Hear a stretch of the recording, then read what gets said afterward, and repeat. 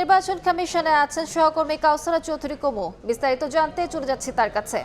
কুমু, ৩৫ জনের শুনানি শেষে দুপুর ১টায় এতে যা নির্বাচন কমিশন তারা বিরতিতে যায় এবং বিরতি শেষে ১ ঘন্টা পর আবারও শুনানি শুরু হয়েছে ২টা থেকে। এখন চলছে শুনানি। নির্বাচন কমিশন পক্ষে বিপক্ষে দুজনেরই মতামত শুনছেন, বিশেষ করে যারা আপিল করেছেন তারা এবং রিটার্নিং কর্মকর্তার পক্ষে যারা এসেছেন, যারা মূলত তাদের প্রার্থিতা বাতিল করেছিলেন। দুই পক্ষের আপিল শুনানি শোনার পরে কিন্তু নির্বাচন কমিশন সিদ্ধান্ত দিচ্ছেন, যেখানে গ্রহণযোগ্য মনে করছেন তাদের মনোনয়নপত্রটি বৈধ ঘোষণা করছেন এবং বাকি জনের নাম মঞ্জুর করছেন।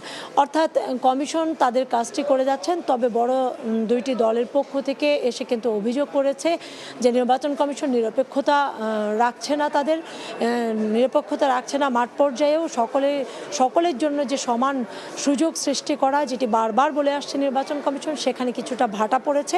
যার কারণে তারা বলছে যে কমিশন যেন নিরপেক্ষতা বজায় রাখে, এমনটি দাবি করছেন বিশেষ করে এখানে আপিল করতে আসা প্রার্থীরা।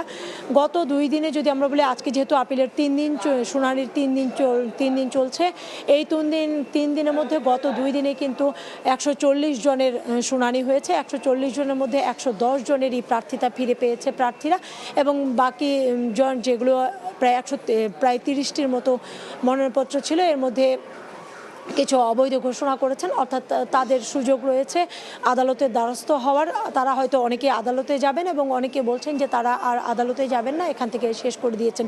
বিশেষ করে যারা বাদ পড়ছে তারা স্বতন্ত্র প্রার্থীরাই বেশিরভাগ। এই স্বতন্ত্র প্রার্থীদের মধ্যে তারা ওই 1% ভোটারের সমর্থন যুক্ত তথ্যাদি প্রমাণ করতে না পারায় মূলত তারা বাদ পড়ছেন।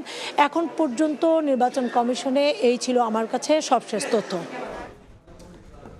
সরাসরি যুক্ত ছিলাম নির্বাচন কমিশনে।